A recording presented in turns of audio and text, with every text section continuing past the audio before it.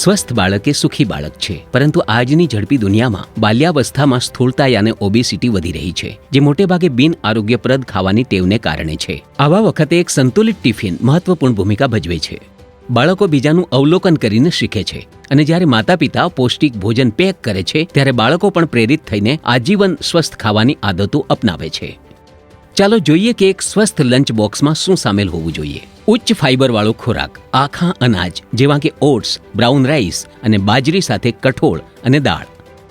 ફળો અને શાકભાજી, મોસમી ફળો, પાંદડાવાળા શાક અને પોષક તત્વોથી ભરપૂર શાકભાજી.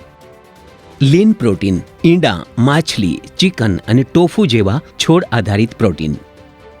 સ્વસ્થ ચરબી, બદામ અને અખરોટ અને કિયા તથા ફ્લેક્સ સીડ જેવા બીજ. વિચારપૂર્વક તૈયાર કરાયેલ ટિફિન જરૂરી પોષક તત્વો પૂરા પાડે છે એટલું જ નહીં, પણ ભોજનને સ્વાદિષ્ટ અને ઉત્સાહી પણ બનાવે છે. ચાલો આપણા બાળકોના લંચ બોક્સ સારા સ્વાદથી ભરેલા હોય તેની ખાતરી કરીને સ્વસ્થ ભવિષ્ય તરફ એક પગલું ભરીએ.